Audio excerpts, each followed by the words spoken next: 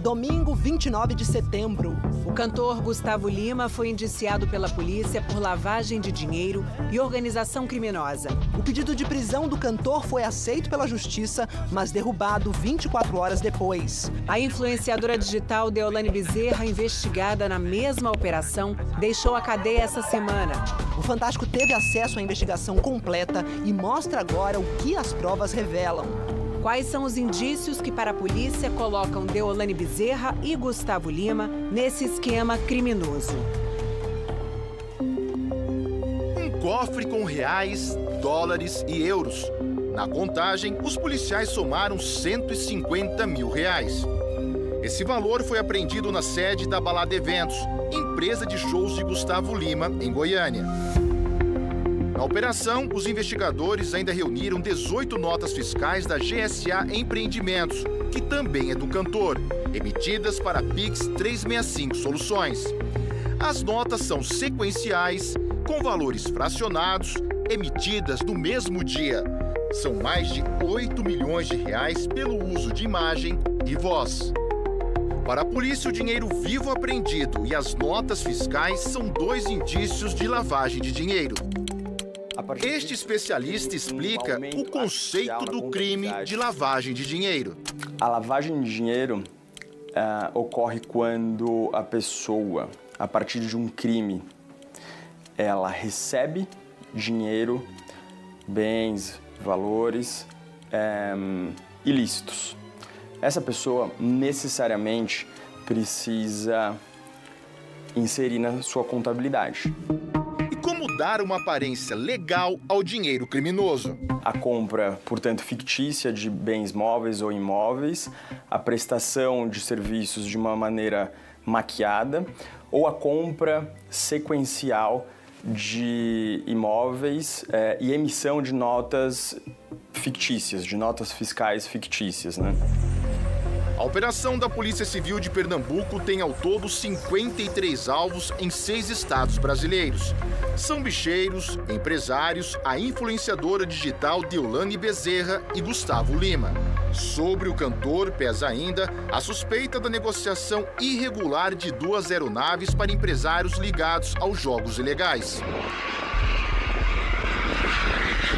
Este é um avião da Balada Eventos, de Gustavo Lima, que nós já mostramos na primeira reportagem sobre a operação, quando ele foi apreendido. Os novos detalhes da investigação revelam agora que esse avião foi vendido não só uma, mas 2 vezes em um ano para empresas investigadas.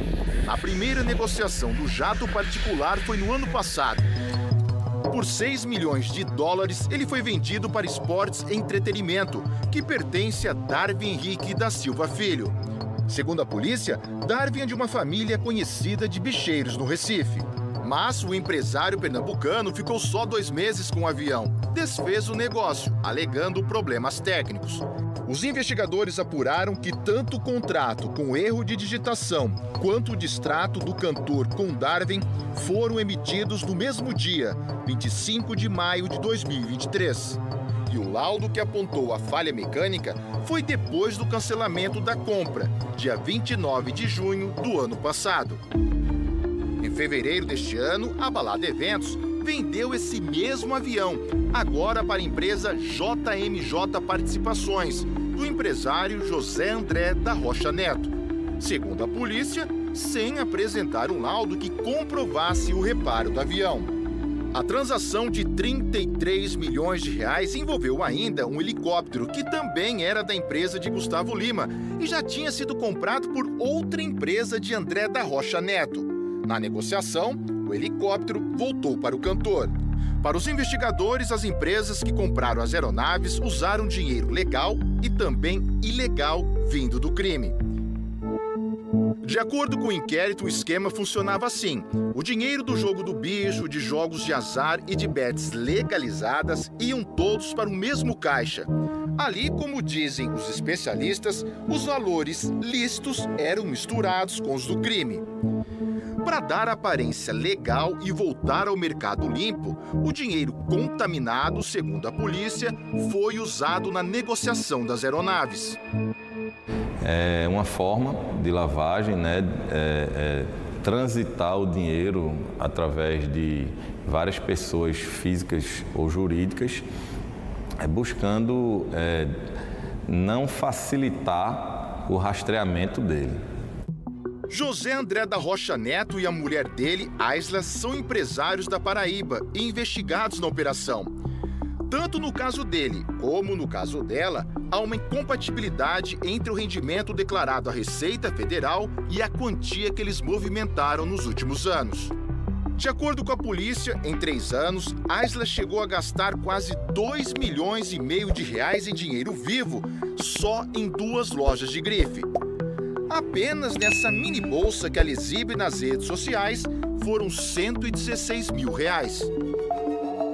O casal tem muitas empresas, entre elas a JMJ Participações, que comprou o avião da empresa do Gustavo Lima, a Supreme Marketing e Publicidade, que comprou o helicóptero do cantor, e a Pix 365 Soluções, que segundo a polícia é a Vai de Bet, que tem o sertanejo como garoto propaganda. As 3 empresas são investigadas por lavagem de dinheiro. No dia em que a operação foi deflagrada no começo deste mês, Gustavo Lima foi intimado a depor. Rocha Neto e a mulher estavam com prisão decretada. Os bens e as contas bancárias dos 3 foram bloqueados. Mas o cantor estava na Grécia gravando músicas novas e sucessos antigos. Tinha escolhido um iate luxuoso para comemorar com amigos o aniversário de 35 anos. Rocha Neto e Aisla estavam lá. Gustavo Lima chegou a postar um vídeo contestando o envolvimento das empresas dele em transações ilegais. Não sei o que, gente, eu não tenho nada a ver com isso, tá bom? Isso me tira fora disso. Esse avião foi vendido ano passado e eu não tenho nada a ver com isso, tá bom? Por meio dos advogados, Gustavo Lima respondeu às perguntas feitas pela polícia. Negou conhecer Darwin Filho, segundo a polícia, da família de bicheiros do Recife. Afirmou que os registros de compra e venda das aeronaves, tanto com Darwin quanto com Rocha Neto, foram feitos sem ocultação ou dissimulação e os pagamentos em contas bancárias normais. Gustavo também disse que não possui relação de intimidade com Rocha Neto e Aisla. Em julho deste ano, Gustavo Lima, segundo o inquérito, virou sócio da marca Vai de Bet, com participação de 25%. Durante a operação, os policiais encontraram este documento. Mas os investigadores suspeitam que ele já era uma espécie de dono oculto da marca. No final do ano passado, a Vai de Bet fechou um patrocínio milionário com o Corinthians, que acabou virando alvo de uma outra investigação em São Paulo. Em depoimento à polícia, um conselheiro do clube contou que o presidente do Corinthians falou por telefone com Gustavo Lima e que o presidente afirmou, já naquela época, que o cantor era um dos donos da Vai de Bet. Em um dos depoimentos das testemunhas ouvidas no caso da subtração de valores do Corinthians, é mencionado que no momento da assinatura do contrato foi informada essa testemunha por parte do presidente do Corinthians que a Vai de Bet teria como um dos sócios o Gustavo Lima. O Corinthians disse que o caso está na justiça e que o clube não trata mais de questões ligadas a essa empresa. Segundo a polícia, na ida para a Grécia, no começo de setembro, o casal Rocha Neto, dono da Vai de Bet e com quem Gustavo Lima disse não ter intimidade, pegou carona no avião do cantor. Já no retorno, Gustavo Lima chegou ao Brasil sem eles. A suspeita de que o casal, então foragido, teria desembarcado antes na Espanha. A defesa de Rocha Neto diz que as notas sequenciais da Pix 365 emitidas à empresa de Gustavo Lima são pela prestação de serviço do cantor a Vai de Bet. Sobre a negociação de aeronaves, disse que usou o helicóptero como parte de pagamento do jatinho da Balada Eventos. Quanto à movimentação financeira, Rocha Neto afirma que tem negócios diversificados e que a família empreendeu e prosperou no ramo da construção civil há décadas. Disse ainda que ele e a esposa hoje lideram a marca Vai de Bet. Sobre a participação de Gustavo Lima na Vai de Bet, Rocha Neto afirma que o cantor tem direito a 25% da marca, mas que nunca foi sócio e jamais participou da administração. Rocha Neto afirma que o primeiro contato com Gustavo Lima foi para tê-lo como embaixador da Vai de Bet e que, pela relevância da parceria, frequentaram eventos a convite do cantor. Um deles foi o aniversário de Gustavo Lima, na Grécia, quando o casal teve a prisão decretada e não se apresentou. Foi a suposta ajuda a foragidos que motivou a decretação da prisão de Gustavo Lima na última segunda-feira. A decisão caiu em segunda instância menos de 24 horas depois. Mas as investigações continuam. A Polícia Civil aqui de Pernambuco indiciou Gustavo Lima pelos crimes de lavagem de dinheiro e organização criminosa. Agora cabe ao Ministério Público decidir se denuncia ou não o cantor sertanejo à Justiça. Mas antes de tomarem essa decisão, os promotores pediram mais informações sobre o caso. Nivaldo Batista Lima, o Gustavo Lima, foi indiciado dia 15 deste mês. O criminalista diz que precisa ficar bem claro se Gustavo Lima sabia ou não que o dinheiro usado em todas as transações investigadas era de origem criminosa. A pessoa que não tem conhecimento da estrutura de lavagem de dinheiro, ela não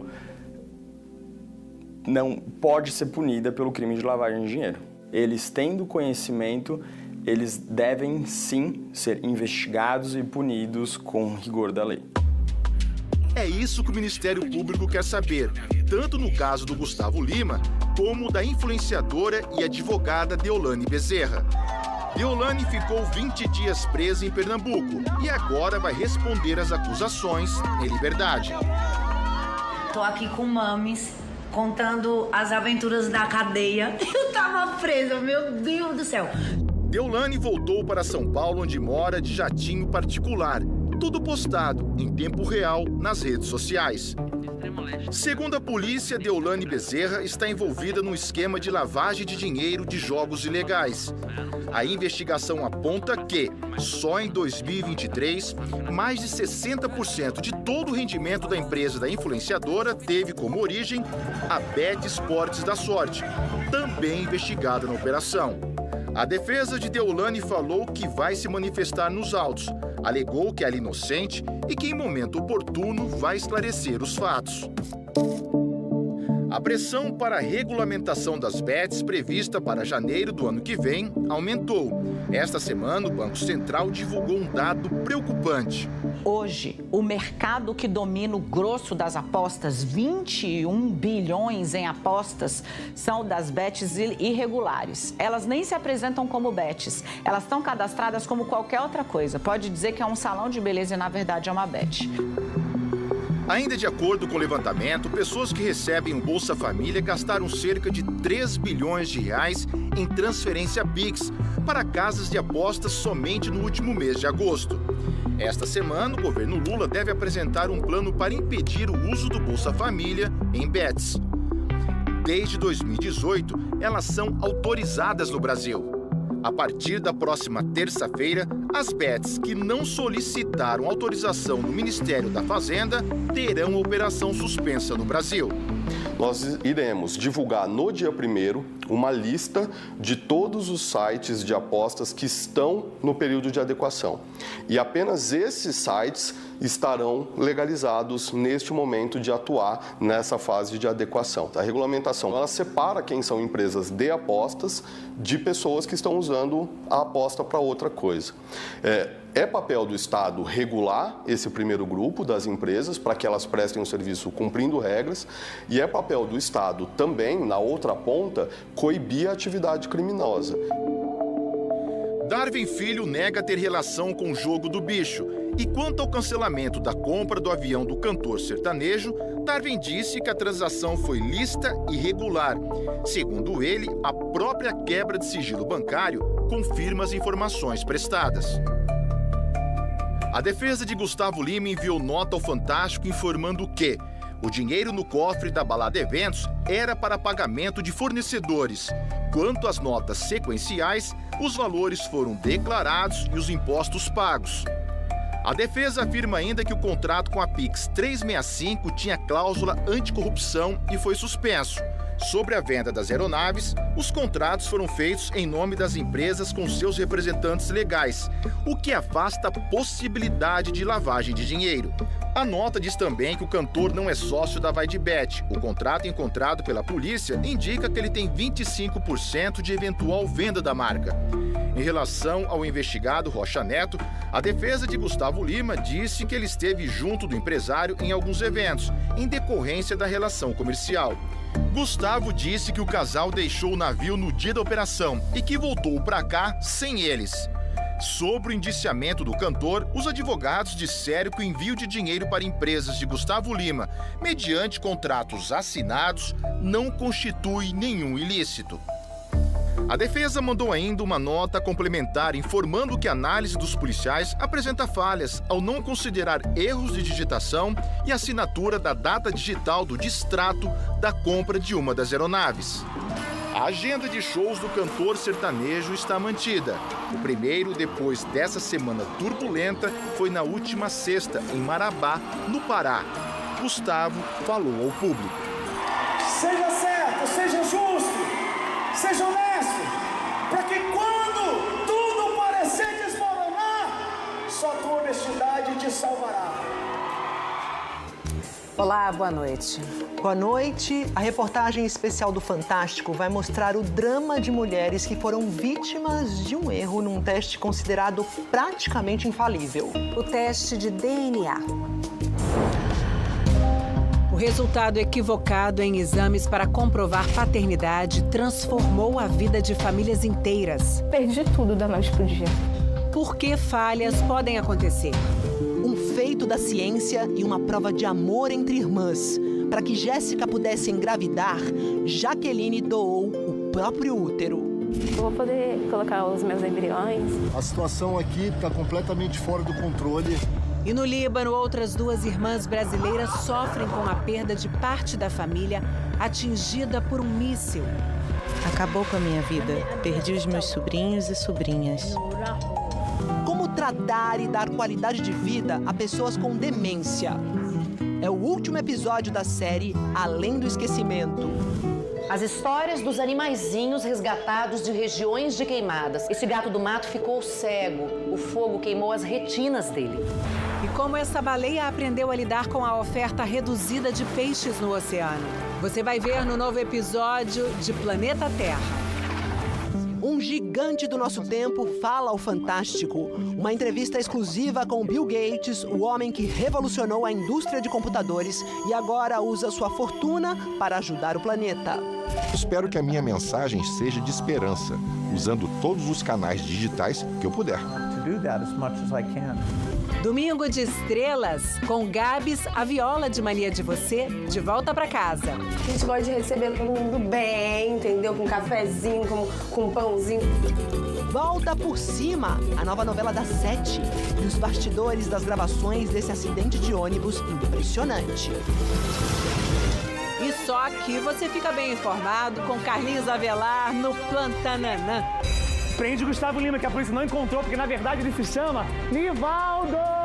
Investigação: bandidos disfarçados de policiais federais, armamento pesado e 14 milhões roubados.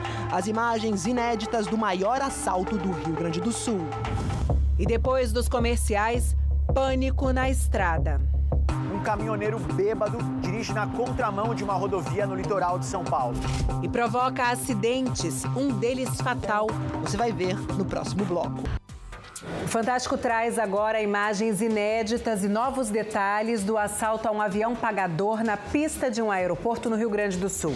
Em poucos minutos, os bandidos levaram cerca de 14 milhões de reais. Segundo as investigações, parte do grupo tem ligações com o PCC e já havia participado de pelo menos 23 ataques a empresas de transporte de valores. 19 de junho, 7h27 da noite. Duas viaturas caracterizadas como se fossem da Polícia Federal chegam ao portão do terminal. Uma funcionária abre e logo vira a primeira refém. Com o Aeroporto Internacional de Porto Alegre interditado por causa das enchentes, Caxias tinha se transformado no principal corredor aéreo do estado. Os 9 criminosos usam roupas que parecem de agentes da PF e chegam até a pista de pousos e decolagens. O alvo é este avião, com 30 milhões de reais da Caixa Econômica Federal.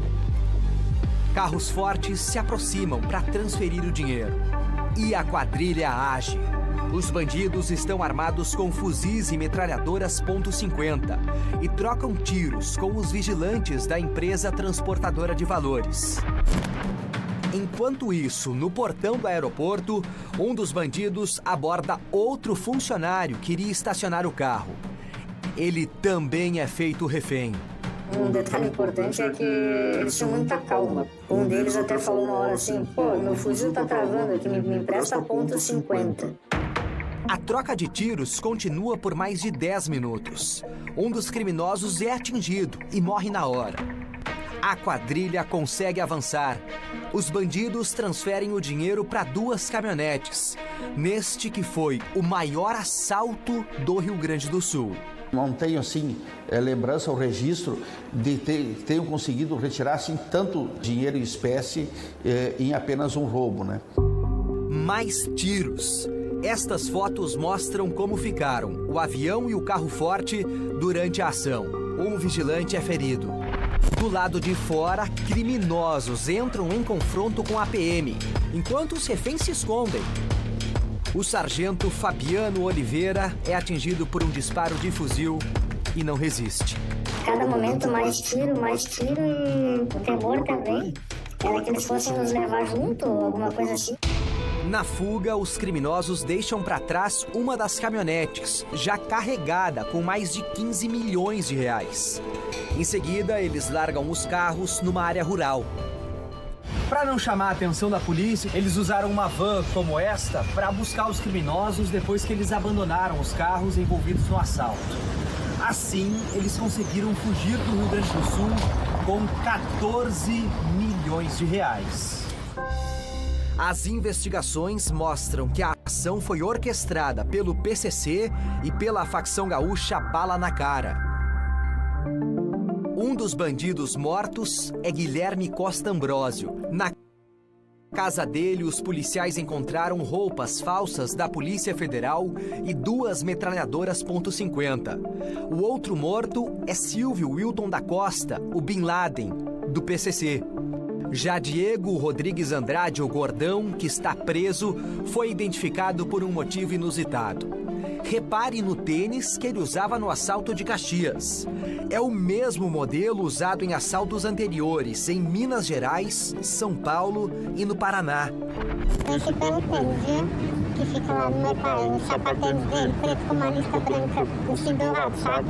Se o dinheiro já tivesse sido carregado do avião para o carro forte, caberia a Jurandir da Silva Barros explodir uma parte do veículo. De acordo com as investigações, ele é um especialista em explosivos do PCC.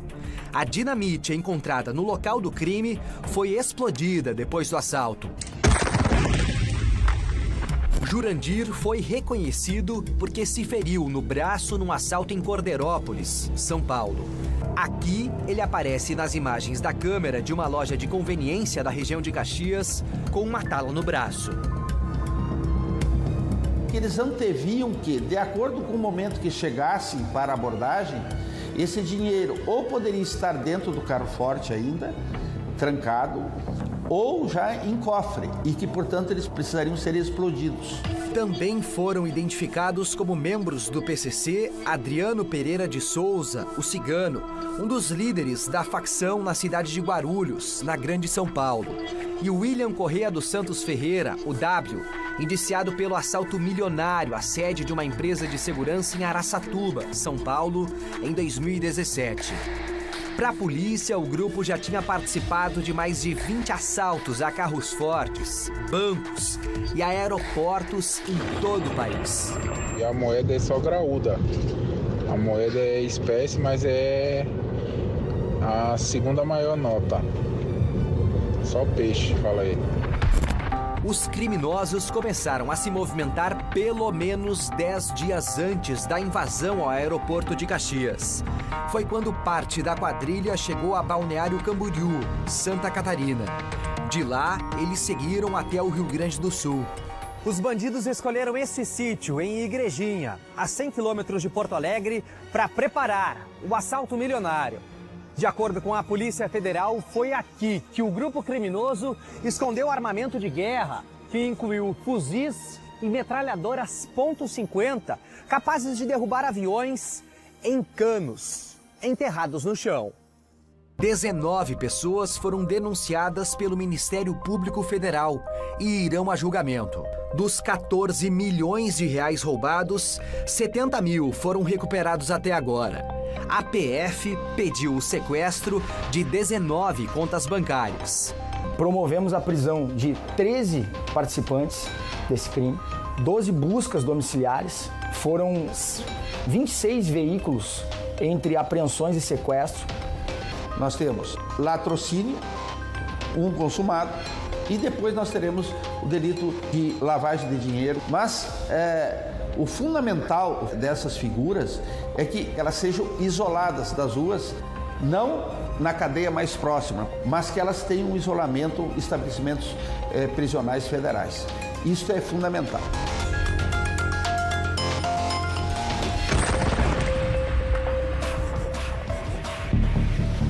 Caminhão faz zigue-zague na pista de uma rodovia no litoral de São Paulo.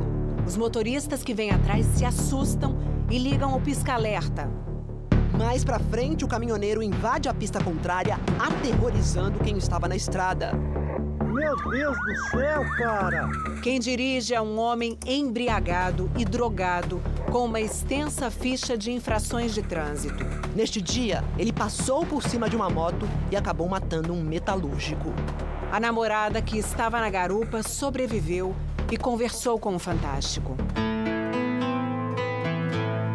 Rafael cresceu em Caieiras, região metropolitana de São Paulo. Ele gostava muito de participar das festinhas de escola. Ele era tão inteligente que ele ajudava o professor em matemática. Acredita? Na adolescência, ele se apaixonou. A gente teve um namoro aos 14, aí entre idas e vindas, depois em 2016, depois em 2019, a gente vai ficar junto de vez, já deu, né? Rafael era o amor da minha vida.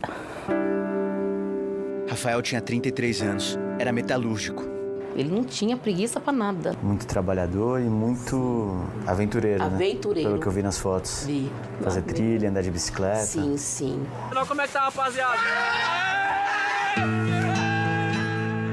No sábado, 21 deste mês, Rafael fez bico como entregador de pizza.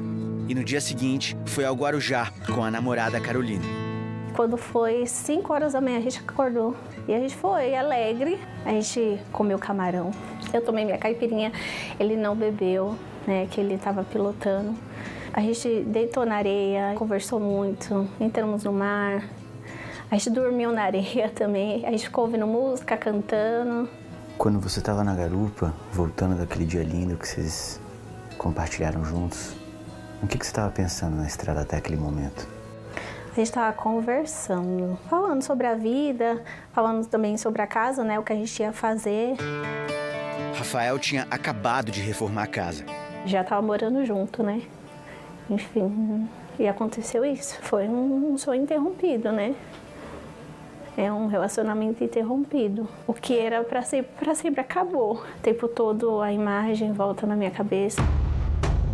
Por pelo menos 5 quilômetros, o caminhão, carregado com glicerina, causou pânico em quem estava na rodovia. Depois de bater numa viatura da polícia, o caminhão foi para a contramão. Assustado com um veículo enorme vindo em sua direção, Rafael veio com a moto para o acostamento. Segundo o depoimento dos policiais, o caminhão foi para cima dele. A batida foi aqui nessa curva.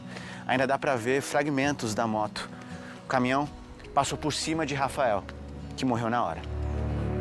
Carolina foi arremessada, sobreviveu por pouco.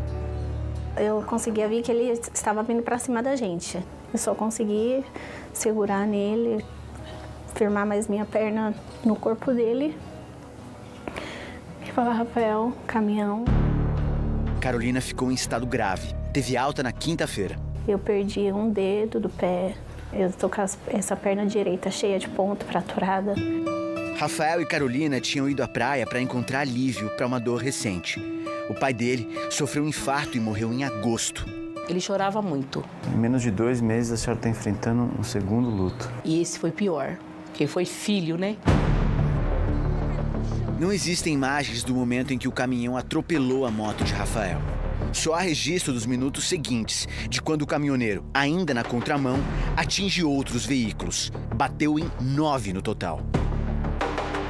O que a polícia tem que fazer para parar um caminhão desse? Fomos acompanhando, tentando parar e sempre solicitando para ele parar onde ele desobedeceu. E também tirando os demais veículos da frente para evitar aí, né, mais vitimização. Disparar contra o pneu não é uma opção? Não tem disparo, a gente não tem segurança de disparo, não podemos aumentar o risco dos usuários da rodovia. Um homem filmou o momento em que o caminhão finalmente parou. Meu Deus do céu, velho, o que esse cara tá fazendo, cara? O caminhoneiro foi preso em flagrante. O Fantástico teve acesso a imagens da câmera corporal de um dos policiais. Este carro foi arrastado pelo caminhão. O que eu faço? Calma, a gente vai ajudar todo mundo, calma. Ele bateu de frente! O caminhoneiro se chama Roberval José Sebastião. É motorista profissional há 15 anos. O exame do ML apontou que ele tinha bebido e usado drogas. Roberval tem 36 anos, está preso e vai responder por vários crimes, entre eles o assassinato de Rafael. É uma carreta muito pesada, mais de 40 toneladas, né? Ele está inclusive com uma carga, ou seja, ele vira uma arma, né? A polícia tentou ouvi-lo, mas Roberval se manteve em silêncio. Ele ainda não contratou advogado. Roberval tem um longo histórico de infrações graves no trânsito. Entre janeiro de 2020 e outubro de 2023, ele foi multado 25 vezes. Os principais motivos: dirigir em alta velocidade, dirigir sob efeito de drogas e álcool e avançar ao sinal vermelho. E por que as punições pararam em outubro do ano passado? Em outubro de 2023, Roberval já tinha, em alta velocidade, desafiado a polícia. Ele também não obedeceu a ordem de parar o caminhão. Passou correndo pelo pedágio. E ainda fez zigue-zague na rodovia Anhanguera, uma das mais movimentadas do estado de São Paulo. Dessa vez, não houve nenhuma vítima. Roberval acabou preso em flagrante na cidade de Cosmópolis. Na época, ele confessou o consumo de cocaína e disse que dirigiu tendo alucinações. O caminhoneiro alegou que a mãe tinha falecido naquele ano e que a esposa o deixou devido ao uso de entorpecentes. Ele pôde responder em liberdade e ficou com a habilitação suspensa até o mês passado, depois que a defesa fez um acordo com o Ministério Público. Roberval pagou R$600 de multa e o processo foi extinto, sem punição. No dia 9 de setembro, ele recebeu a habilitação de volta. 13 dias depois, Roberval dirigiu de forma ainda mais perigosa e matou o metalúrgico Rafael da Silva Oliveira. Mandava assim nos áudios: ai, minha rainha, você tá bem? E quando ele vinha, que ele beijava a minha cabeça. Que é uma delícia, um filho falar pra mamãe que ama ela, né? Tenho certeza que ele vai me dar força. Onde ele estiver, ele vai me dar. Rafael deixou uma filha de 9 anos de um relacionamento anterior. É muito ruim você tá acostumado com a rotina, com aquela pessoa e do nada você se vê, você não é obrigada a seguir sozinha. É muito difícil, muito, é uma dor muito grande. Mudou todo o percurso, né? Aí eu não sei como vai ser agora.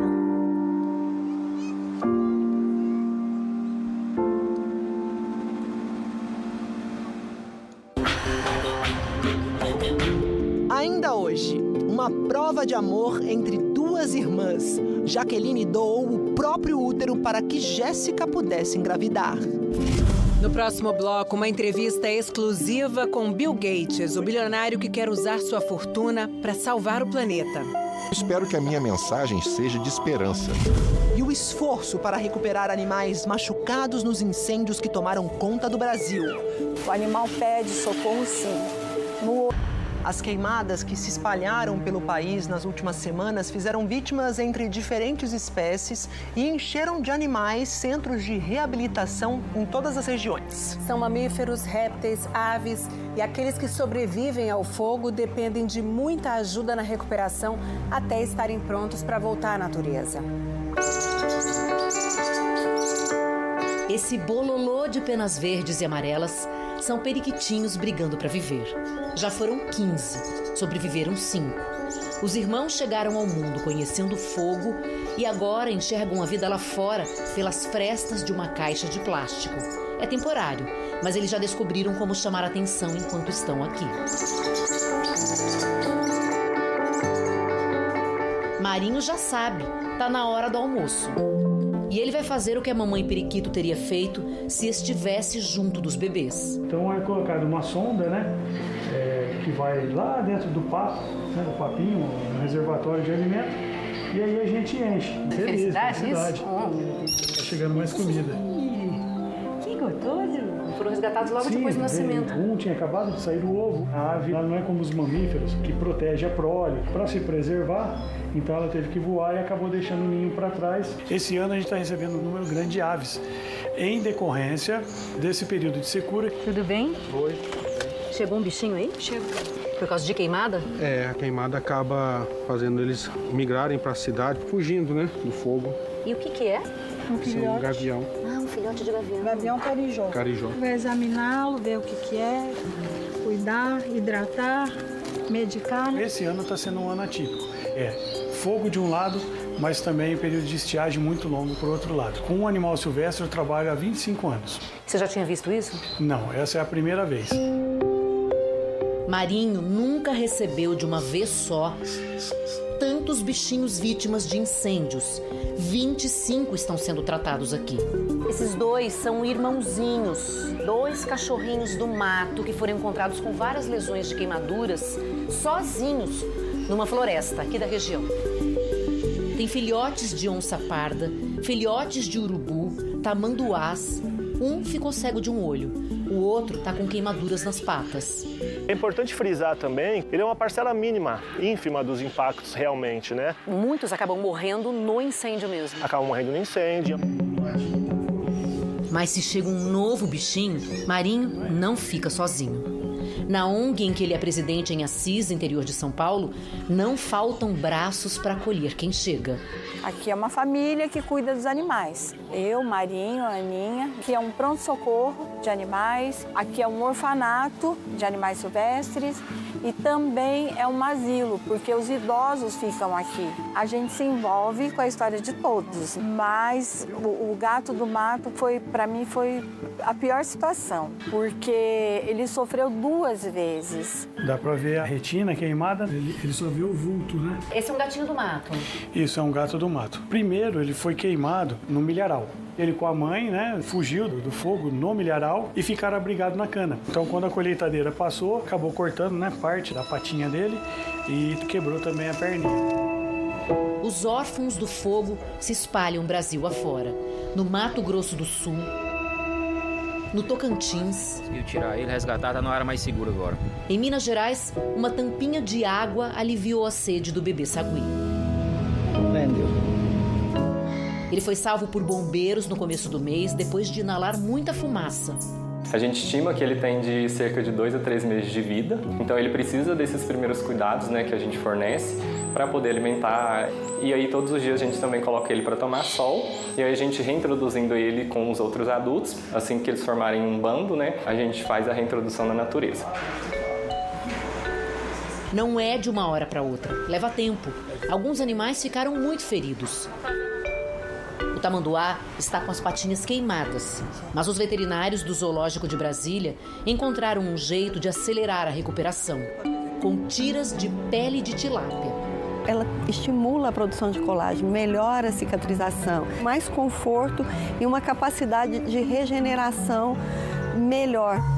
Os tamanduás estão sofrendo muito nessas queimadas. O tamanduá, ele consegue ter uma capacidade de deslocamento, ele corre, é um animal que corre, só que ele é um animal peludo, que arrasta a cauda no chão. Se ele subir numa árvore, porque o fogo está vindo, essa árvore vai pegar fogo também. Em Assis, um foi visto andando na rua essa semana. Olha, um tamanduá, olha. Eles saem de áreas desse tipo. E não foi difícil a gente encontrar um lugar como esse daqui, uma região de mata, só que dentro da cidade e desse jeito aqui, com várias árvores destruídas. Titi, fica aí, Titi. Vamos lá, seu Alfredo? Vamos. Seu Alfredo viu o que a queimada foi capaz de fazer. Mas pegou fogo em tudo aqui, hein? Pegou em tudo. O senhor chegou, ela já estava assim. A cobra coral? Coral. Acabaram de morrer. Não deu para salvar. Ah, não. O senhor viu outros bichinhos mortos? Os passarinhos, tem uns que estavam até nas últimas. E o fogo era tão quente que não podia ficar perto. Nenhum deles merece ser. Acho que a humanidade é muito bruta, né? Não gosta de preservar essas coisas. Eu vejo isso. Os animais pedem ajuda, sim. O animal pede socorro, sim. No olhar dele. Porque eles merecem viver onde? Na natureza, que é o lugar deles, é a casa deles. O gatinho do mato queimado no milharal e depois atropelado no canavial não vai poder voltar para casa. Exatamente por causa dessa condição no olho dele. E ele precisa dessas garras para poder caçar, para poder aprender a alimentação dele, como um preá ou um ratinho silvestre, então ele não vai ter condições de caçar. E vai ter que viver em cativeiro a vida toda. Viver em cativeiro a vida toda. Mas em Ribeirão Preto, também interior de São Paulo, este tamanduá está prestes a ganhar a liberdade. Nós vimos todo o sofrimento desse animal quando ele chegou, com patas queimadas, desidratado. Poder estar aqui hoje, soltando ele e ele estar com todo aquele comportamento natural que ele tinha antes. Olha, é muita felicidade você conseguir recuperar, reabilitar um animal vitimado, principalmente de uma queimada. Tá muito saudável. Lentamente o tamanduá sobe a árvore. Vira pela última vez para ver quem cuidou dele. A troca de olhares diz tudo. Deu certo. A vida livre venceu.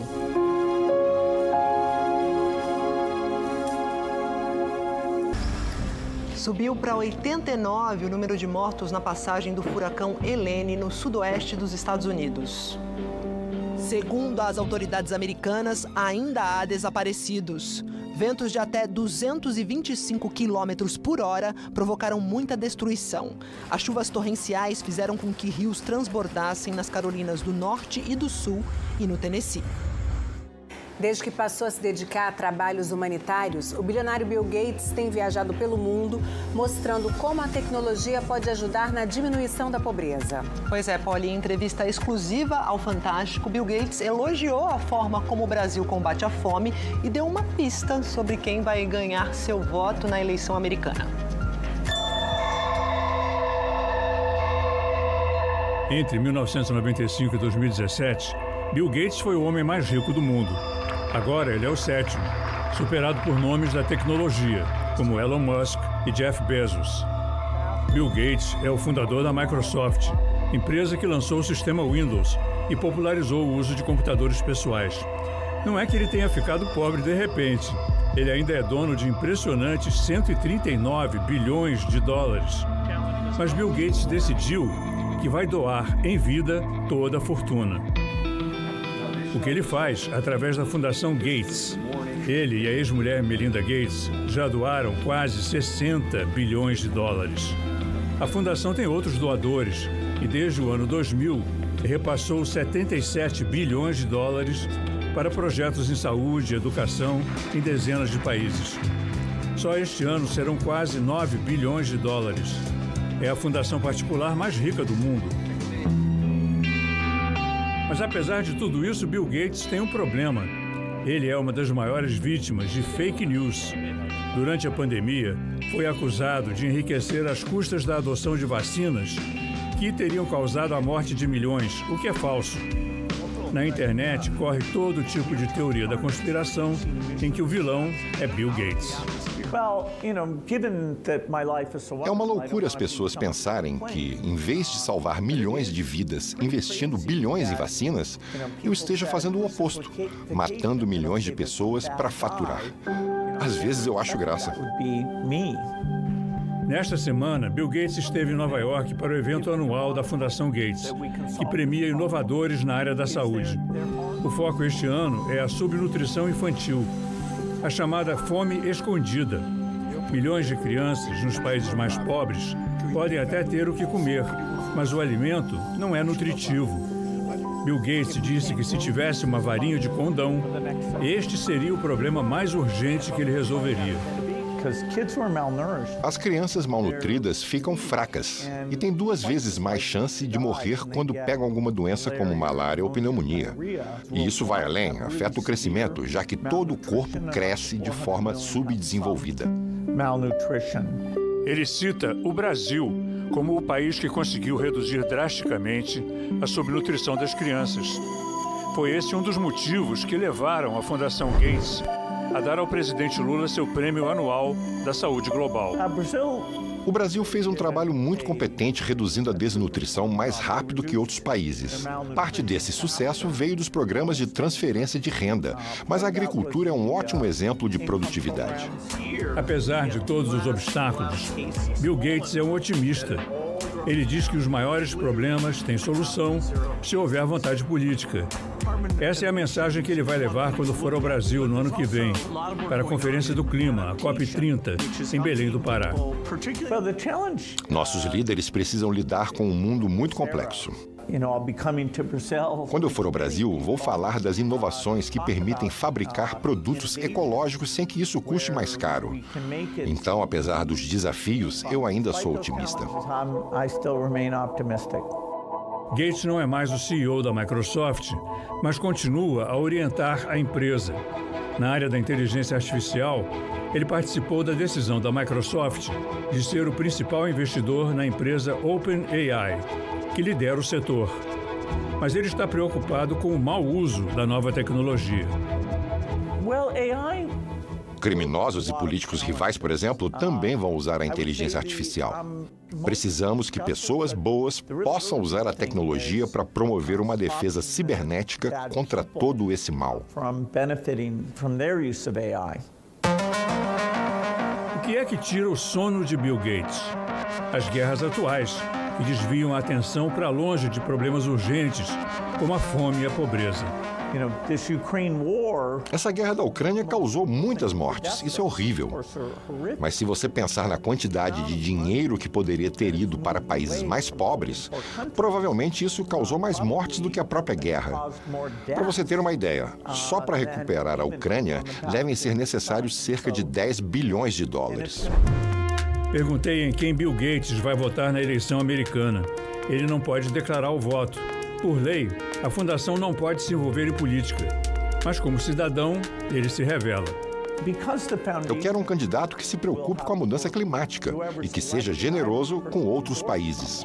As pessoas provavelmente vão adivinhar em quem eu vou votar, mas nós vamos ter que trabalhar em favor das crianças, qualquer que seja o resultado. A expectativa é de que Bill Gates vote na candidata democrata, Kamala Harris.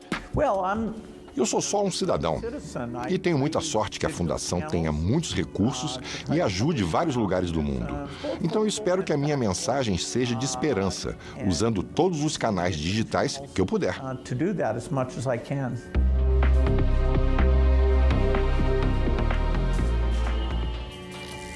Na Áustria, as projeções indicam a vitória da extrema-direita nas eleições legislativas deste domingo. De acordo com as estimativas iniciais, o Partido da Liberdade, a FPO, conquistou mais de 29% dos votos. Esta é a primeira vitória do partido ultranacionalista em uma eleição nacional. Dirigentes do Partido Conservador, que deve ficar em segundo, e do Social-Democrata em terceiro, já disseram não ter interesse em formar alianças para a composição do parlamento com o partido de extrema-direita. Em Viena, manifestantes fizeram um protesto contra a vitória do FPO.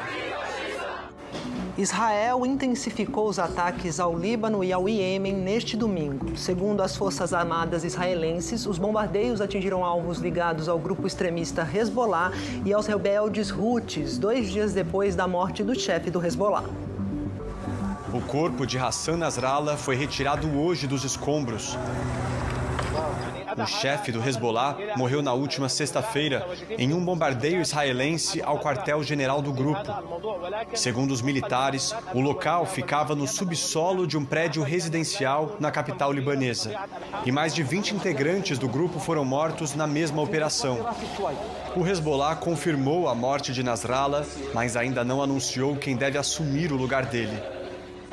Hassan Nasrallah estava à frente do grupo extremista há 32 anos. Era considerado um dos homens mais influentes do Oriente Médio e um dos principais inimigos de Israel.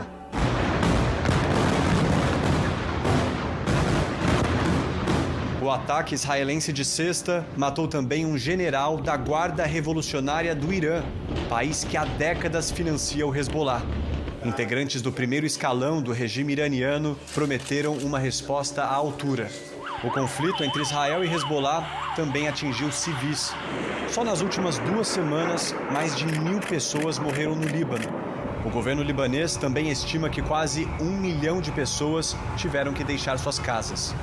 Essa família de brasileiros que mora em Beirute teve que fugir de casa na madrugada do último sábado. Sim, tem que ter calma.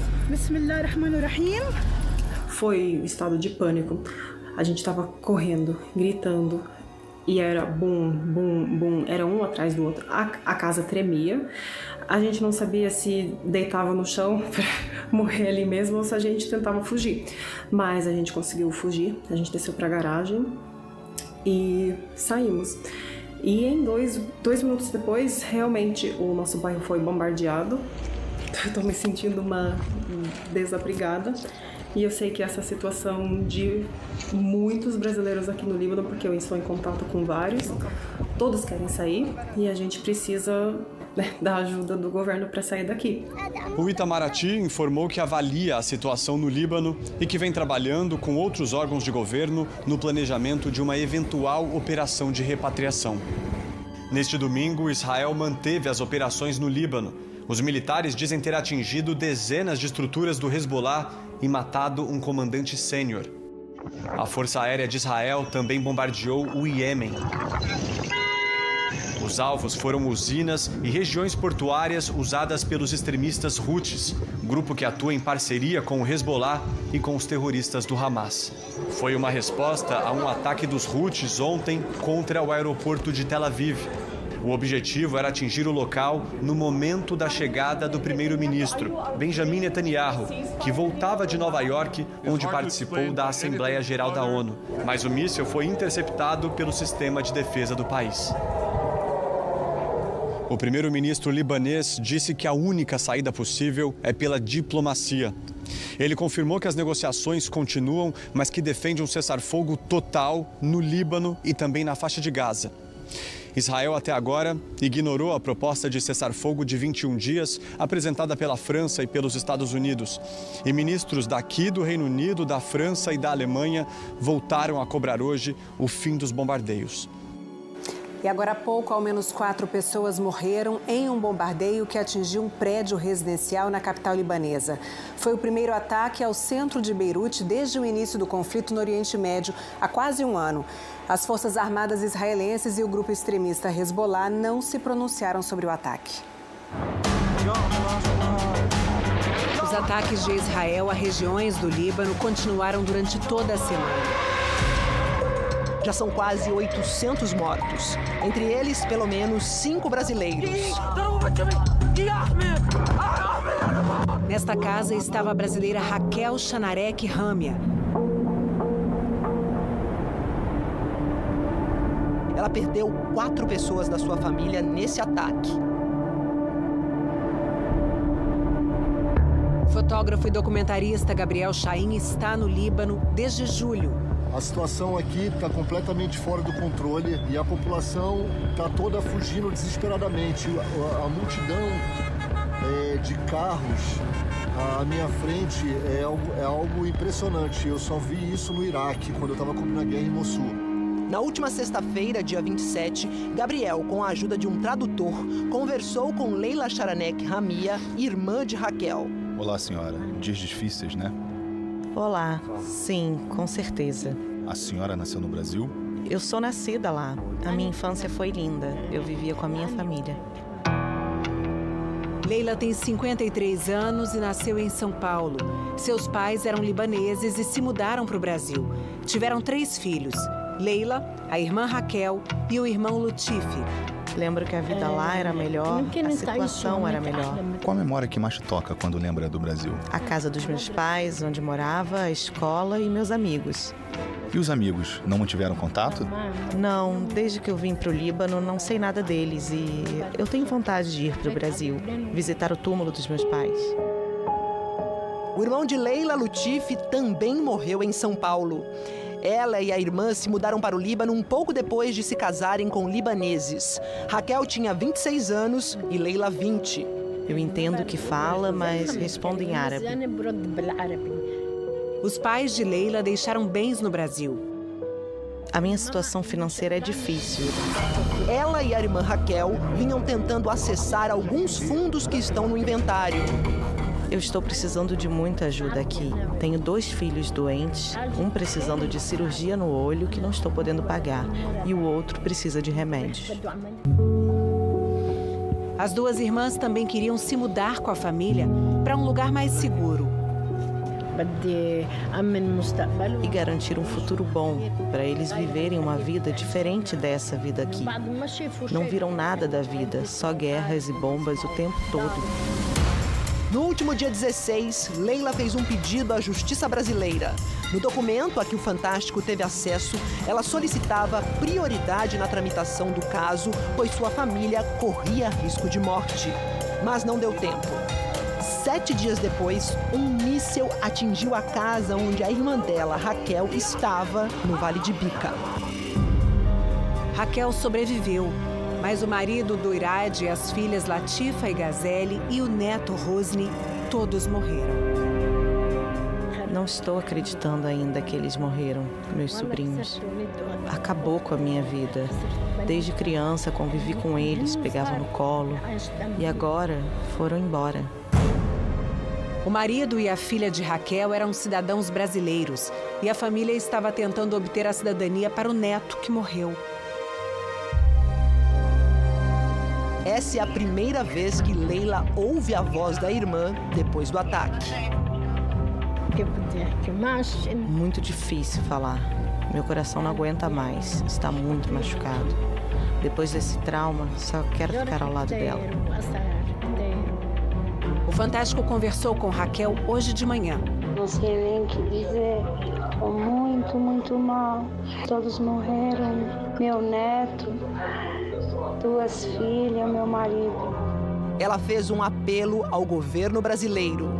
A melhor coisa que a embaixada ou Itamaraty fazer é achar um lugar seguro para colocar as pessoas brasileiras que não tem nada a ver com essa guerra que está acontecendo no Líbano.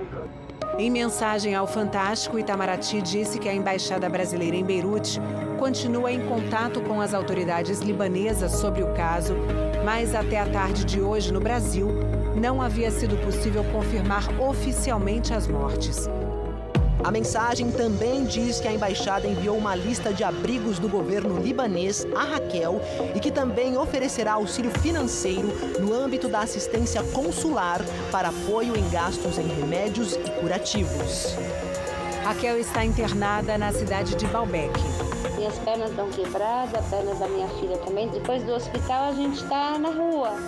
Não tenho mais nem condições como sobreviver. O fotógrafo Gabriel Chaim visitou o abrigo onde estão 3 netos de Raquel que sobreviveram aos ataques. Quando os ataques começaram, a gente estava na varanda e a gente viu os mísseis e os caças.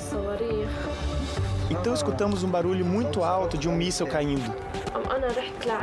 Corri e me joguei no colo da minha avó, Raquel, porque o barulho das explosões estava muito alto. A última coisa que lembro foi esse barulho do míssil e um monte de pedras me acertando.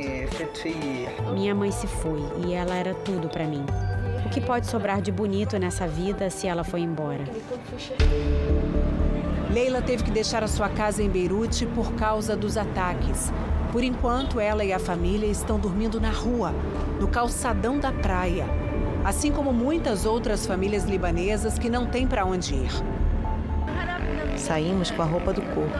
Fugimos dos bombardeios no nosso bairro. Ali é o único dos 4 filhos de Leila que nasceu no Brasil. A embaixada brasileira está tentando de tudo. Quero tirar os meus irmãos daqui e trazer a minha tia para morar com a gente. Queremos ficar todos juntos. Ele tem percorrido escolas que servem de abrigo. Tem lugar aí? Ele está dizendo que tem famílias dormindo nos corredores. Não tem como. Mais uma e nada. Acho que é a 10ª escola. Toda vez que pergunto, eles falam que não tem. Ali lembra dos parentes que perderam a vida. A gente compartilhava sonhos, sempre conversava, planejava o que iríamos fazer e, de repente, tudo foi embora. O rapaz conta que falou com a prima Latifa ao telefone logo antes do bombardeio. Falei que não ia acontecer nada, já que somos brasileiros, não iam mexer com a gente. Demos muita risada e falei, eu te ligo daqui a pouco. Não demorou 5 minutos, passou um conhecido e falou que bombardearam a casa dela. Eu não acreditei e liguei para ela. Liguei tanto e ninguém atendeu. Ali sonha em ser músico e poeta. Não estou conseguindo me expressar direito, então escrevi isso para eles. A notícia se espalhou com muito barulho. O céu e a terra tremeram. Seus queridos estão no chão do vale. Rusne é um anjo, se foi puro, como se estivesse rezando e de jejum. O grande pai de todos, Durade, grita, onde estão minhas crianças? A carinhosa Gazelle e seu grande coração. Sua luz atravessou os céus. E Latifa, aqui termina tudo. Pare o tempo para o passado voltar. Talvez seja um sonho, mas a verdade dói demais. O coração derrete igual velas. E a morte, depois de vocês, virou normalidade.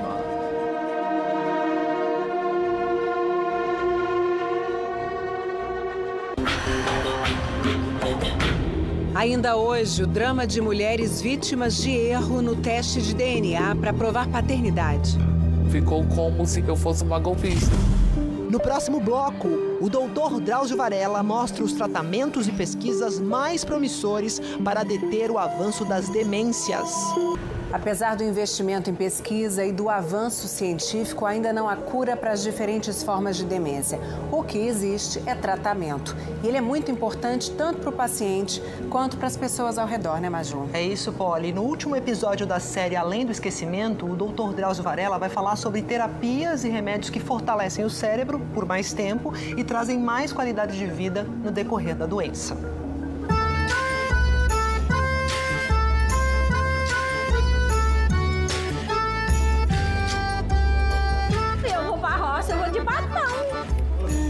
Claro!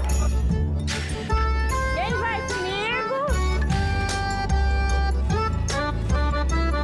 Olha a minha fartura aqui, ó.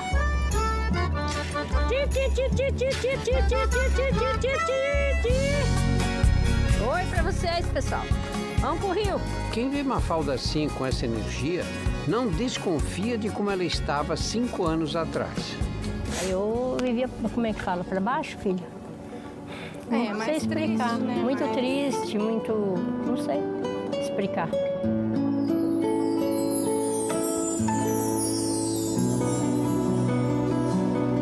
Percebendo que a Mafalda andava muito confusa, as filhas procuraram mais de um médico até chegar ao diagnóstico de doença de Alzheimer. Chorei muito. Chorei muito, fiquei triste. A tristeza só passou quando ela começou a frequentar um centro de atendimento a quem sofre de demência, na sua cidade, Londrina, no Paraná. Uma vez por semana, a filha Nadir não vai trabalhar para acompanhar a mãe. Foi ficando mais animada, foi tipo assim, quando que a gente vai no projeto? Aí, na quarta-feira, mãe. Então tá.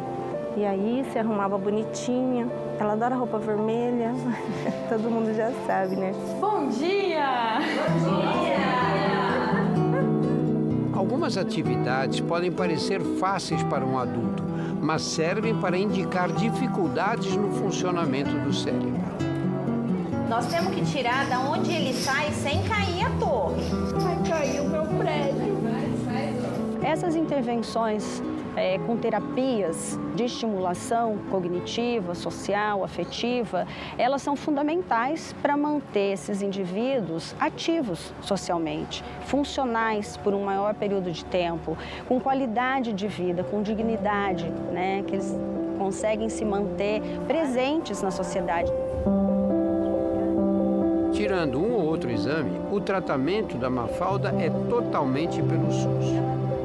Daí ela faz acompanhamento pela policlínica, que é a médica do Alzheimer, que também tem médico neurológico, né? Quando precisa, assim, um passa para o outro e daí fica numa fila de espera, mas é SUS, é tudo SUS. Ela fica feliz todos os dias, a gente chega aqui, ela está sorrindo, ela está cansada, mas ela está sorrindo. Em Volta Redonda, no estado do Rio de Janeiro, há outro centro totalmente dedicado ao atendimento a quem tem Alzheimer. Essa clínica municipal recebe ao todo 75 pessoas que passam 8 horas por dia, 2 a 3 vezes por semana, a um custo mensal de pouco mais de R$500 por paciente. As famílias também recebem orientação. Às vezes é um apoio emocional, às vezes é um apoio jurídico, às vezes é um apoio, né, na garantia de direito, no acesso a benefícios. Isso é uma política pública efetiva, de qualidade, que precisa ser implementada no país inteiro. As mulheres no Brasil fizeram um movimento histórico mesmo para pressionar os governos municipais, estaduais, para conseguir creches, para montar creches para as crianças, para que elas pudessem trabalhar. A senhora não acha que, em relação à demência, nós devíamos ter locais em que as pessoas pudessem passar o dia, por exemplo, recebendo estímulos cognitivos, para que os filhos, as filhas, pudessem trabalhar? Hoje no Brasil são 2.000 estabelecimentos entre públicos e filantrópicos que prestam algum tipo de atendimento nesse sentido, né, de acolhimento a essas pessoas com demência ou com limitações que não lhe dão autonomia. 2.000 locais de atendimento é um número muito pequeno para um país desse tamanho. Nós temos 44.000 unidades básicas de saúde, não é? Sim. E isso tem que acontecer mais depressa, não é? Não, eu acho que tem que acontecer mais depressa e também elas estão sendo cuidadas nas suas casas ou na casa de parentes. Então, é pensar também o apoio a essa estratégia domiciliar. Em Belo Horizonte, o Haroldo se beneficia por frequentar uma clínica. No caso dele, particular. Poderei viver sem a tua companhia, sem a tua. Mas nenhum tratamento para demência se restringe à terapia cognitiva. Toma muitos comprimidos por dia? Ele toma vários comprimidos por dia. Vários quantos, mais ou menos? 10, mais do que 10? Uns 20. Entre as medicações para o Alzheimer e a suplementação. A memória melhora com esses medicamentos? A memória não costuma melhorar. Ela melhora numa pequena parte dos pacientes. Por isso, o diagnóstico precoce é importante. O tratamento pode ajudar a retardar o avanço da demência. O objetivo primário do tratamento é a gente manter uma estabilidade por mais tempo, pelo maior tempo possível, mas que a doença possa evoluir muito lentamente. Isso acontece numa boa parte dos pacientes que são tratados precocemente. Boa parte dos medicamentos que estão surgindo contra principalmente a doença de Alzheimer atuam sobre aquelas placas ou emaranhados de proteínas do cérebro que atrapalham a transmissão de sinais elétricos ou químicos de um neurônio para o outro, ou seja, atrapalham os nossos pensamentos. Mas, infelizmente, os resultados ainda são muito tímidos. Ele tem que ser muito bem pensado, porque tem efeitos colaterais muito graves, como sangramento e inchaço no cérebro. Quando a gente olha para o indivíduo e para o paciente, ele tem nenhuma mudança real na qualidade de vida, no desempenho dele e das funções cognitivas. Um estudo brasileiro premiado internacionalmente pode redirecionar os investimentos na pesquisa de medicações para uma célula do cérebro que chamava pouca atenção. Em vez de atuar sobre neurônios e os emaranhados e placas de proteínas, o estudo sugere que a saída é olhar para os astrócitos. Eu estou aqui no restaurante para explicar como funcionam os astrócitos. Os nutrientes e a energia que o cérebro exige para funcionar chegam através do sangue, que seria a cozinha. Se a gente pensar que os neurônios são os clientes que precisam comer, proteínas e enzimas são os talheres e os pratos. Os astrócitos são os garçons. Eles não só levam a comida de mesa em mesa, como cuidam do restaurante inteiro para que os neurônios possam funcionar bem. Os astrócitos, basicamente, eles pegam dos vasos sanguíneos esses substratos energéticos, enviam esses substratos energéticos, esse alimento para os neurônios, e os neurônios conseguem fazer a comunicação entre eles. A energia que o neurônio precisa para fazer a sinapse vem muito dos astrócitos. Se a gente pensar que as regiões do cérebro que são afetadas por essas doenças, elas chegam a ter mais astrócitos do que neurônios, a gente pode começar a entender que se o astrócito para de funcionar, o neurônio fica sem alimento. E é basicamente isso que a gente vem investigando nos últimos anos. Quem sabe fazendo o astrócito funcionar bem, a gente consegue fazer o neurônio voltar a funcionar. Segundo o pesquisador Eduardo Zimmer, os estudos com astrócitos vão ganhar impulso nos próximos anos. Enquanto isso, boa parte das medicações vai agir nas consequências das demências e não na causa. A gente tem um arsenal de medicações que podem realmente melhorar esses sintomas de agressividade, de dificuldade de dormir, de depressão, de alucinação. Então a gente consegue realmente tratar esses sintomas com relativo sucesso. Para quem tem demência vascular, como Jurema, o tratamento da demência em si não é o suficiente. Se a gente fala de demência vascular, a gente sabe que a gente tem que cuidar mais ainda de pressão, de colesterol e dessas outras doenças. Muitas vezes, acertar a dose da medicação leva um tempo. Depois de uns quatro meses para cá, eu acho que está indo muito rápido. Tu pode ter feito uma pergunta para ela, se tu perguntar de novo, ela já não sabe o que foi que tu perguntou a ela. Trocou a medicação, só que com a troca da medicação não vi resultado. Acho que até piorou um pouquinho, porque ela parece que tem horas assim que ela tá fora do mundo, entende? Jurema vive cercada igualmente pelo carinho e pela preocupação dos filhos. Um estado de atenção constante que desgasta. Coisas que ela fazia naturalmente, como deixar uma panela no fogo, daqui a pouco quando a gente via, ela saía, deixava o fogo aceso. O custo mensal da demência no Brasil varia de R$ 2.000 por pessoa nos estágios mais leves para quase R$ 4.000 nos casos mais avançados. Essa conta feita pelo Ministério da Saúde inclui o atendimento médico, as medicações e os cuidados do dia a dia, ainda que prestados informalmente por alguém próximo. Se a gente comparar de novo com países mais desenvolvidos, a gente tem o custo indireto é maior do que o custo direto. Quer dizer, a família gasta mais com aquele indivíduo do que o Estado, né? Então isso é um problema muito comum e que cada vez será mais comum. Nossa população está envelhecendo. A gente vai ter cada vez mais pacientes com demência. Todo o tratamento dela a gente divide entre todos nós, né? Com certeza é uma coisa muito cara. E se nós for ver na saúde pública, tem muita coisa que tu não consegue. Às vezes até com um plano de saúde a gente tem que pagar algumas coisas que o plano também não cobre. É uma doença que assusta, é uma doença que tem uma marca assim, física, não é? Ele é uma pessoa que não tem mais as capacidades que tinha antes. Ele passa a ser, muitas vezes, despersonalizado. Ninguém mais fala com ele na pessoa que ele é.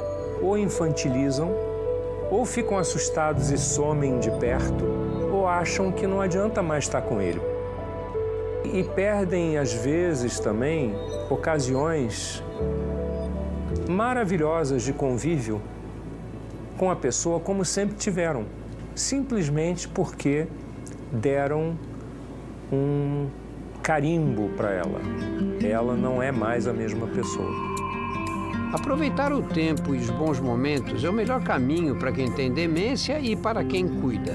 Ela caminha com as perninhas dela, né? Ela se mexe, ela come, a gente acompanha ela no banho, mas ninguém dá banho nela, a gente só fica no banheiro com ela, observando o banho.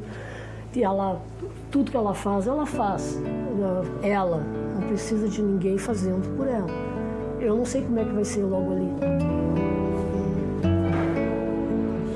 Como eu entendo que não tem nada que eu possa fazer para mudar a situação, e a única coisa que eu posso fazer é realmente esperar, porque o tempo é dele e eu não posso acelerar nada, acaba que eu entendo que não cabe a mim e eu consegui melhorar muito isso, eu acho.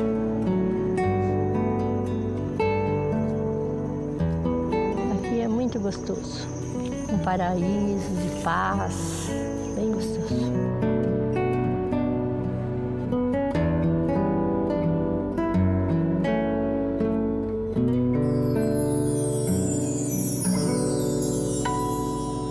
Sensacional essa série. Obrigada, Dr. Drauzio e toda a equipe. Olha, agora a gente vai para uma história de esperança, que é a história da Jaqueline e da Jéssica. Elas são irmãs e a Jéssica nasceu sem útero e não podia engravidar.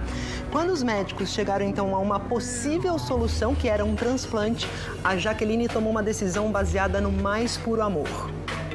Um graveto só, assim, isolado, é fácil quebrar. Mas quebrar um feixe de gravetos é mais difícil. No meio da adolescência, investigando por que não menstruava, a Jéssica descobriu que nasceu sem o útero. Lá para os 15, 16 anos eu descobri que eu não podia, gerar. No começo a Jéssica não aceitou, ela não falava para ninguém. Depois ela foi abrindo a mente, porque ela foi estudando, trabalhando. Virou adulta, se casou. Todos aqueles amigos ao seu redor que já se casaram, começa aquela fase de todo mundo engravidar, todo mundo ter filho, aí você vê aquelas criaturas pequenininhas. A Jéssica tem 3 irmãos, tem cunhados, sobrinhos. A minha família sempre foi grande, Eu quero alguém assim, eu quero alguém para fazer chamar de mãe, pra gente brigar, quero poder ter esse amor. O nome da alteração genética é Síndrome de Rokitansky. Atinge 1 a cada 4.000 mulheres. Elas nascem com ovários, podem ovular, mas a função reprodutiva não se completa. Então as mulheres são normais sob o ponto de vista ginecológico e não apresentam útero. E essa é uma das indicações de transplante de útero. No mundo todo já foram realizados aí mais de 100 transplantes de útero e nós já temos aí mais de 50 crianças nascidas. Quando a Jéssica entrou na fila, o HC, que foi pioneiro na América Latina no transplante com doadora morta, já pesquisava o transplante com doadora viva. E imediatamente, a Jaqueline, uma das irmãs dela, se ofereceu para doar. Aí ela falou assim, não, mas eu posso doar para você. Eu falei, não, você tá doida? Você não tem filho, você não pode doar. Eu sou muito família, Então, eu penso mais neles do que em mim. Então, eu pensei em primeiro realizar o sonho dela, ao invés de ser mãe, sabe? Você não tinha nem filho ainda? Não. Aí eu tinha falado para ela. Aí ela rejeitou, ela não quis. Claro. O tempo passou e os filhos da Jaqueline e do Jones vieram. Hoje tem 6 e 4 anos. Ela falou assim, eu tô com você. O que você decidir é uma atitude linda que você está fazendo para sua irmã. Porque você queria ver a sua irmã... ter a mesma sensação que eu tive, Esse é o sonho dela, né? A minha opção era fazer a adoção, mas a minha vontade sempre foi de me ver grávida, de ter aquela sensação. No dia 17 de agosto, Jéssica e Jaqueline passaram pelo primeiro transplante de útero entre mulheres vivas na América Latina. Cada vez que entrava um médico, que eles entravam para falar sobre a cirurgia com a gente, para dar todos os passos, né? Aí eu olhava para a cara dela assim, ela estava lá. Aí eu falei, você tem certeza que você vai fazer? Então, foi feita a retirada desse útero e ele é preparado numa bandeja fora e preservado com uma solução e depois é feito o implante. Então, é um trabalho com 2 equipes paralelas, é mais complexa, mais trabalhosa. É uma cirurgia grande que implicaria em questões na sua saúde, que a recuperação é delicada. Tudo isso passou pela sua cabeça? Sendo sincera, não passou nada disso. Eu sabia dos riscos, sim, todo o tempo os médicos me falou, mas não passava tudo isso na minha cabeça, não. Não vou falar que não fiquei com medo, fiquei. Foram 10 horas de procedimento. Eu acordei, consegui me mexer e eu só queria saber se ela estava bem. As pacientes evoluem bem, tanto a doadora quanto a receptora. Um mês depois, o corpo da Jéssica deu o primeiro sinal da vida nova. E você feliz em menstruar? É. Olha, eu fiquei totalmente insegura, porque pra mim é tudo novo, né, que eu nunca menstruei. Mas feliz, porque é sinal que tá tudo certo. É sinal que daqui a pouco eu vou poder colocar os meus embriões. Ela já tem os embriões congelados no Centro de Reprodução Humana aqui do Hospital das Clínicas. Tem 11 embriões. Juntou o seu óvulo com o esperma do seu marido. Uhum. Você tem 11 embriões. 11 embriões. A previsão é que ela já possa tentar a implantação do embrião no útero daqui a 6 meses. O marido acompanha a Jéssica em todos os exames. Não pode parar, né? Não, cada dia, né? Cada dia que vem eu venho trazendo ela, cada novidade que vem, cada evolução que vem é ótimo, né? Aí você já pensa que já tá chegando, né? Vai ter um sobrinho, Jaque? É, tem um sobrinho. Primeiro sobrinho. Um graveto é fácil quebrar. Um feixe de gravetos se chama família. Eu acho que é uma história muito bonita e agradeço muito a Deus pelo carinho que uma tem pela outra. Quer dizer, eles 4 são assim. Os 4 são muito unidos. E isso, por a trajetória de vida nossa, passamos muita dificuldade para criar eles. Mas hoje eu agradeço muito a Deus que eles são unidos. É um pelo outro. Eu ia falar isso agora. É um pelo outro. É um pelo sempre. outro.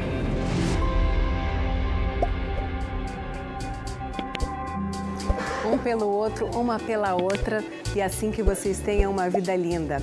Pessoal, no podcast do Fantástico você ouve um bate-papo com a repórter Flávia Sintra e com o médico supervisor do Centro de Reprodução Humana do Hospital das Clínicas, o Dr. Dani Eisenberg, que conta mais detalhes sobre o programa de transplante uterino. É só acessar g1.com.br/fantástico ou seu aplicativo de áudio preferido. A seguir, as histórias de mulheres que foram vítimas de erro num exame considerado infalível, o teste de DNA. Ficou parecendo que eu queria aplicar o golpe da barriga. Eu perdi tudo da noite pro dia. Eu perdi a minha honra. Chegou a hora da reportagem especial de hoje. São histórias de mulheres que sofreram as consequências graves de erros em testes de paternidade. Mães e esposas em busca de justiça. A repórter Renata Ceribelli vai mostrar como é feito o teste de DNA e por que falhas podem acontecer. E vai contar também o caso de uma filha rejeitada desde a infância, que agora terá a chance de descobrir quem é o pai dela. Eu estava vivendo um conto de fadas. A alegria de uma gravidez muito desejada. Até que essa dor, essa injustiça me acometeu. A mesma injustiça que transformou a vida dessa outra mulher que esconde o rosto. Ela diz que tem vergonha do que aconteceu com ela. Ficou parecendo que eu queria aplicar o golpe da barriga. Eu fiquei meio depressiva. Elizabeth e Márcia foram vítimas de resultados errados de exames de paternidade, que oferecem 99,9% de precisão. Eu perdi tudo da noite pro dia. Eu perdi a minha honra, porque eu fui vestida de vergonha. Em um grupo da internet, Elizabeth encontrou várias mulheres na mesma situação e esta advogada, que presta assistência jurídica para todas elas. Ali dentro, acho que na época tinha umas 40 mulheres. O exame de DNA em si, ele não está em questão. O exame, ele é mais do que comprovado e conhecido cientificamente, ou seja, não se questiona o exame. O que se questiona, como em qualquer atividade humana, é como ele é realizado, porque ali podem acontecer erros e manipulações. Fraudes. Eventualmente. E trazer sofrimento para toda a vida. Era a véspera do Natal de 2020.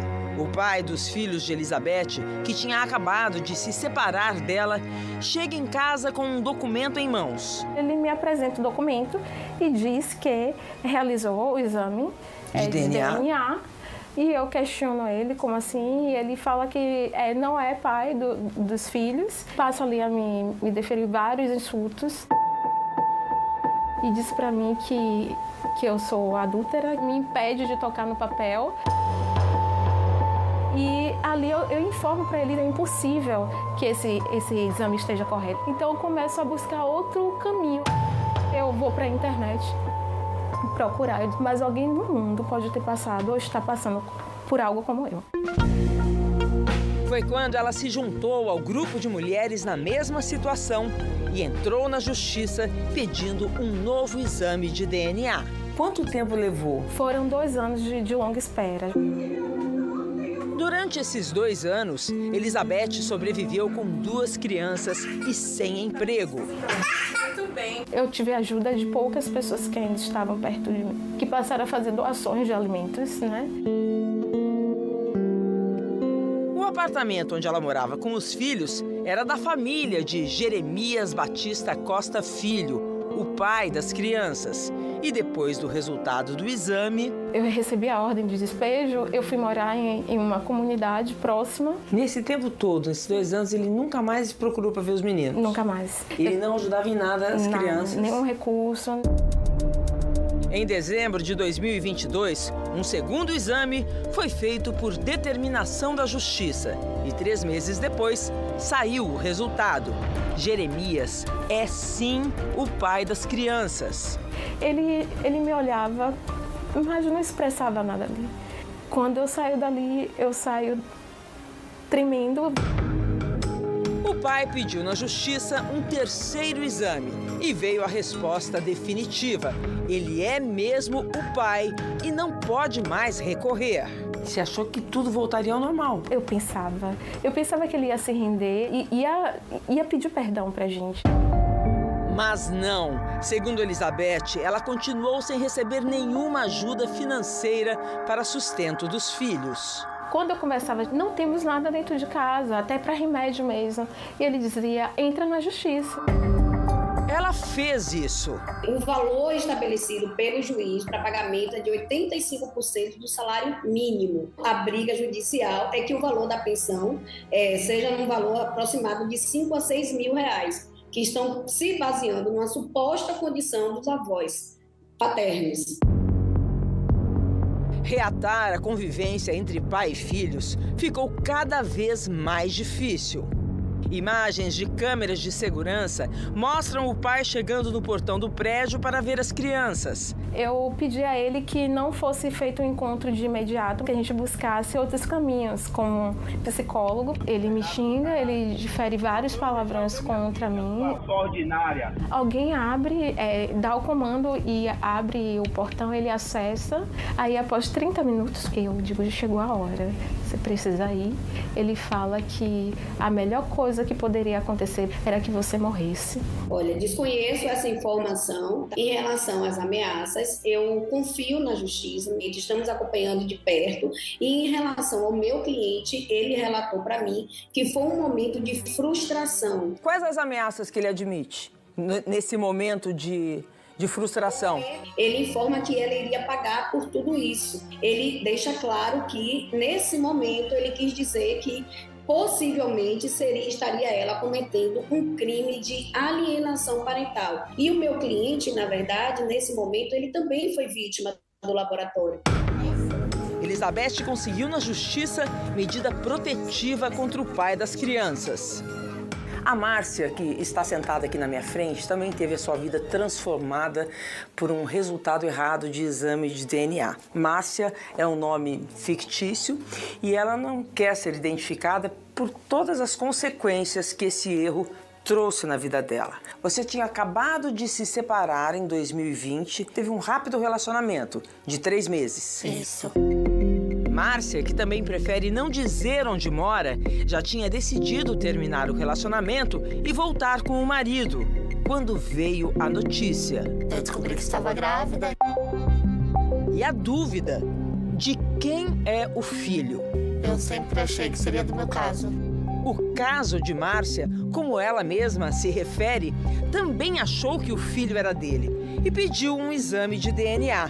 Por segurança, o exame foi feito no 6º mês de gravidez, quando ela já tinha voltado com o marido. O meu esposo já ficou muito feliz com a resposta, porque se deu negativo para o meu caso, então o filho seria dele.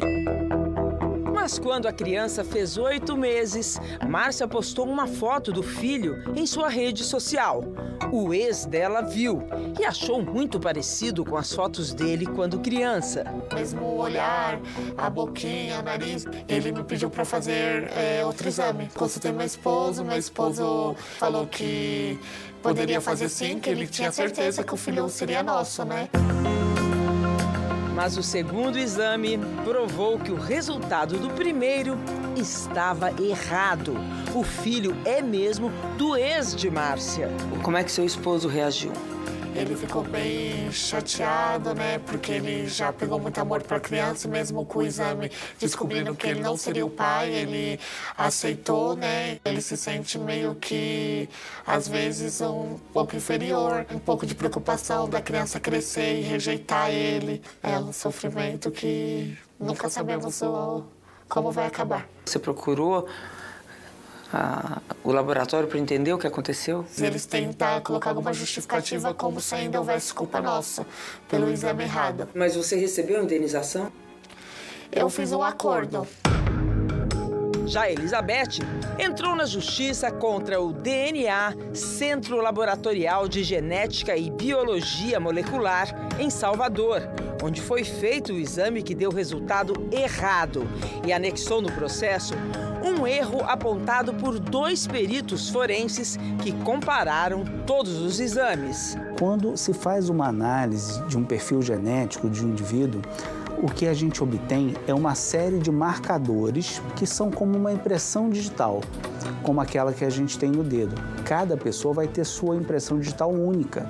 E a impressão digital que saiu no primeiro laudo é uma impressão digital que não condiz com os laudos subsequentes. Ou seja, como se não tivesse sido a mesma pessoa que passou pelo exame de DNA. Né? Exatamente isso. Como se tivesse identificado ali o perfil de uma outra pessoa que não o suposto pai. Como isso pode acontecer? Existem 2 possibilidades, Renata. A mais comum é o erro, que pode ser de um simples erro de digitação até uma troca de amostras, ou algo mais complexo, que seria uma fraude. O Ministério Público da Bahia analisa pedido de investigação feito por Elizabeth sobre o laboratório DNA, Centro Laboratorial de Genética e Biologia Molecular, por falsificação de documentos. Procuramos os advogados do laboratório e o próprio estabelecimento, que não se manifestaram. Mas como um exame de DNA pode apresentar um resultado incorreto? E de que forma as pessoas podem evitar que isso aconteça? Todos os exames têm uma chance de erro. Mas muito pequena no caso de exame de paternidade? Muito pequeno, os erros são exceção. Acompanhamos o caminho de um exame de sangue para teste de paternidade. Segundo os especialistas, a coleta é um momento de atenção. É preciso verificar se os documentos foram checados e se as amostras colhidas estão lacradas e com os nomes certos. Tudo que você puder fazer para documentar aquele momento, a gente recomenda que seja feito. É bem comum tirar fotografia, sim. Aqui na sala de triagem, as amostras de sangue para todo tipo de exame chegam assim, em um isopor como esse. Mas quando entre elas tem um envelope lacrado, já se sabe que é para um exame de DNA. A gente vai seguir um desses envelopes para mostrar cada uma das etapas. Primeira parada, uma sala de acesso restrito e com câmeras. A Priscila está mostrando agora o que estava dentro do envelope. São amostras de sangue de uma mãe, de um filho e de um suposto pai, porque é um exame para confirmar ou não a paternidade. Nós tiramos fotos de todos os documentos, de todas as amostras, inclusive do envelope que veio lacrado, e deixamos registrado por 20 anos. Cada caso a ser examinado tem um cadastro e um relatório de identificação com código de barras. A próxima etapa é a análise das amostras, que acontece nesta sala em 2 equipamentos diferentes, este e este outro aqui. Mas antes de entrar nos equipamentos, as amostras são colocadas nesta placa. Essa placa a gente tem 35 casos. São 35 casos analisados de uma só vez? Sim. Onde que pode acontecer o erro para evitar uma troca de amostras? A gente colocar a placa errada dentro do equipamento com o relatório errado. Como é que vocês previnem para que não aconteça? A gente faz a conferência. Então a gente vai conferir esse código de barra junto com o relatório que a gente tem. Daí a amostra vai para um aparelho chamado termociclador. Essa amostra de sangue ela tem uma quantidade muito pequena de DNA, então a gente precisa que esse material seja aumentado, aumente o número de cópias para a gente conseguir fazer a análise no outro equipamento. Neste outro aqui, o sequenciador. Ele faz a comparação do DNA do suposto pai, do filho e da mãe. Tem que ter bastante atenção nesse processo. Qualquer dado errado que você coloque, a máquina pode ler errado e haver uma troca de amostras. Sim, sim. Por isso que a gente realiza a conferência e a dupla conferência. E vem o momento da análise final. Nesse caso não é pai. E essa etapa é a única etapa que não depende de máquinas? Não, é totalmente humana. E todos os nossos casos que dão negativa numa primeira amostra, a gente repete todo o processo novamente, desde o início. Todo ano, o Brasil faz mutirões de teste de paternidade gratuito. No Instituto de Medicina Social e de Criminologia de São Paulo, o IMESC, toda última sexta-feira do mês tem mutirão. Encontramos na fila Arlinda e seu suposto irmão, George. Eles querem saber se são filhos do mesmo pai, que já morreu. A história deles parece de novela. Os dois se encontraram a primeira vez 11 anos atrás no velório. Perguntei pra ele, saiu algum velório aqui? Ele falou assim, ainda não. Tá procurando de quem? Você é o que dele? Aí eu falei pra ele, eu sou filha. Filha? Dele? Eu olhei pra minha mãe, né? E é a minha mãe, filha dele. Você não falou nada, minha mãe. Fica aquele, não é. E 11 anos depois do primeiro encontro, George e Arlinda chegam para fazer o exame. Mas o resultado é inconclusivo. Repetiram o exame e, de novo, inconclusivo. O inconclusivo significa que a gente não conseguiu chegar numa conclusão do laudo, exatamente pelo número insuficiente de parentes consanguíneos. O melhor cenário é o exame feito com o suposto pai, a mãe e o filho. No caso de George e Arlinda, foi preciso colher o sangue das irmãs do falecido.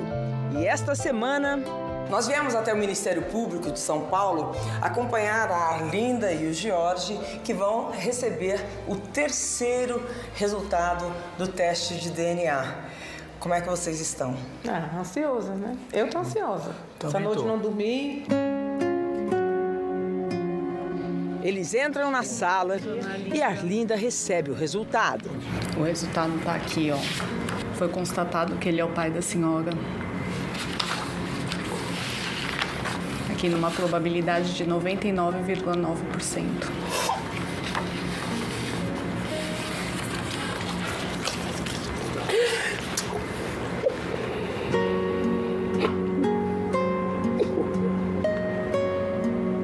Agora só colocar o sobrenome dele no meu documento. Estou muito feliz. Era uma coisa que eu já queria, né? Porque não é fácil a gente ser rejeitada por um pai, né? De a gente poder dar uma benção e eles rejeitar a benção, né? Por exemplo, hoje eu posso falar que eu sou sua filha. Mesmo você ter me rejeitado, hoje eu tenho todo o resultado.